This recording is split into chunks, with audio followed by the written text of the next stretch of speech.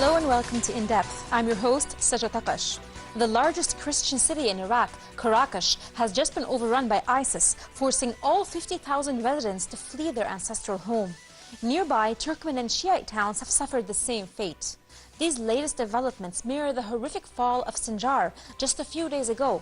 The attack on the Yazidi religion's holy city prompted thousands of its residents to flee to the inhospitable Sinjar mountains. Today, religious minorities in Iraq face death and even worse. Reports have abounded of women being sold into slavery and infants dying of thirst during the exodus from their homes. We have with us Jackson Allers today. He'll be telling us more about the fall of Caracas and the plight of Christians and other minorities in Iraq. Strike the fear in the hearts of everyone that might try to oppose them. Now, what's the significance of Caracas and what's the significance of its fall? But do you think that once they've gained legitimacy among the areas they control, among the populations that they control, that will they gradually become less extreme towards their environment? Will they stop being on an offensive against minorities, against anybody who opposes them? That's what I'm saying. Hello and welcome to In Depth. I'm your host, Saja Takache. U.S. airstrikes on northern Iraq have entered their second week. With the stated objective of protecting Americans in Erbil and preventing massacres against minority groups, the U.S. found itself involved in a military conflict once again. The appearance of a video showing the execution of an American hostage, James Foley, has rattled entire Western countries. Militants in the video allege that he was killed in response to the American airstrikes. We have a journalist, he's American as well. His name is Steven Sotloff. He's still also under ISIS control, and he appeared in the video that showed the beheading. Now, ISIS has threatened to execute him if the U.S. continues the airstrikes in Iraq.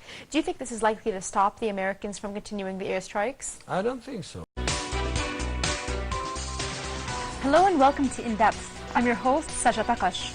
The USA and its allies have pledged to limit the power and scope of ISIS through military action.